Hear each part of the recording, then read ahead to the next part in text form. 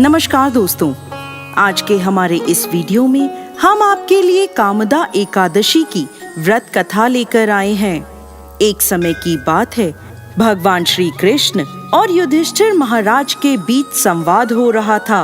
युधिष्ठिर महाराज ने भगवान श्री कृष्ण से कहा, हे केशव, मेरा प्रणाम स्वीकार करें और कृपा आप मुझे चैत्र मास के शुक्ल पक्ष में आने वाली एकादशी के विषय में बताएं। युधिष्ठिर महाराज की बात सुनकर भगवान श्री कृष्ण ने उत्तर दिया, प्रिय युधिष्ठिर महाराज, चैत्र मास के शुक्ल पक्ष में आने वाली इस एकादशी को कामदा एकादशी कहते हैं। इस व्रत का पालन करने से समस्त पाप नष्ट हो जाते हैं और व्रत का पालन करने वालों को पुत्र रत्न की प्राप्ति होती है। इस प्रकार भगवान श्री कृष्ण ने कामदा एकादशी की व्रत कथा कहना प्रारंभ किया। अनेक वर्षों पूर्व रत्नपुर नामक गंधर्वों और किन्नरों के राज्य में उनके राजा पुंडरीक निवास करते थे। गंधर्वों और किन्नरों के इस राज्य में सुख समृद्धि और प्रसन्नता का वास था। इस राज्य में एक श्रेष्ठ अप्सरा ललिता अपने पति गंधर्व ललित के साथ रहती थी। वह दोनों सदा एक दूसरे के प्रेम में लीन रहते थे। एक दिन ललित राजा पुंडरीक की सभा में नृत्य और गायन प्रस्तुत कर रहा था, परंतु उसके साथ उसकी प्रिय पत्नी ललिता नहीं थी।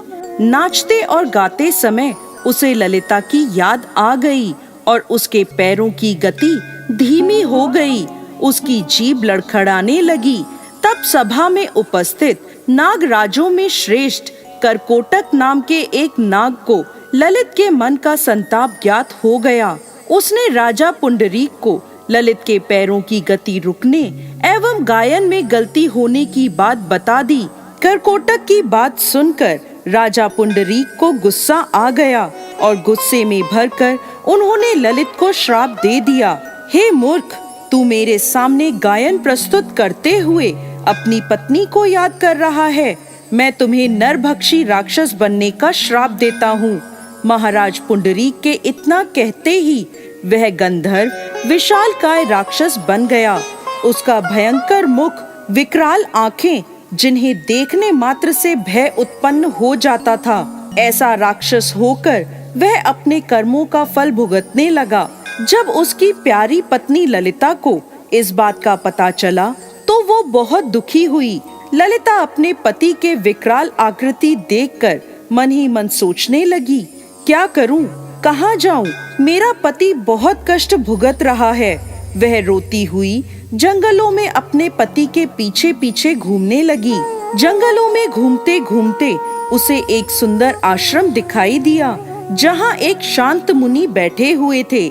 ललिता शीघ्र उनके पास गई और मुनि को प्रणाम करके उनके सामने खड़ी हो गई। उस दुखी नारी को देखकर मुनि बोले, तुम कौन हो और यहाँ कैसे आई हो? ललिता ने कहा, हे महामुनि, मेरा नाम ललिता है। मेरे स्वामी अपने पाप दोषों के कारण राक्षस बनकर घने जंगल में भटक रहे हैं। उनकी यह अवस्था मुझसे देखी नहीं जाती। आप मुझे कोई ऐसा उपाय बताएं जिसके प्रभाव से मेरे पति को राक्षस योनि से छुटकारा मिल जाए।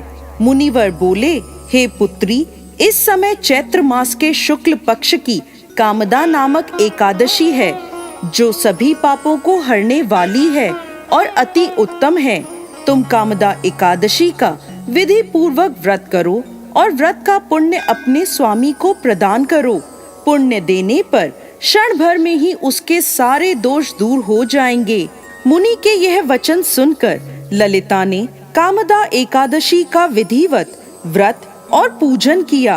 पूजन करने के बाद वह उन्हीं ब्राह्मण ऋषि के समीप गई और अपने पति के उद्धार के लिए यह वचन कहने लगी, मैंने जो यह कामदा एकादशी का व्रत किया है, इसके पुण्य के प्रभाव से मेरे पति को राक्षस योनि से मुक्ति मिल जाए।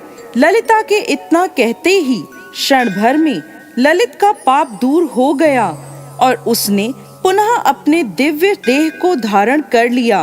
वह दोनों पति पत्नी कामदा एकादशी के व्रत के प्रभाव से पहले की अपेक्षा और भी अधिक सुंदर रूप धारण कर स्वर्ग लोक को प्राप्त हुए। हे धर्मराज युधिष्ठिर, मैंने संसार के हित के लिए आपके सामने इस व्रत का वर्णन किया है। कामदा एकादशी ब्राह्मण हत्या आदि पापों से मुक्ति प्रदान करने वाली है। राजन, कामदा एकादशी की कथा को पढ़ने सुनने से वाजपेय यज्ञ का फल प्राप्त होता है। जय श्री हरि विष्णु।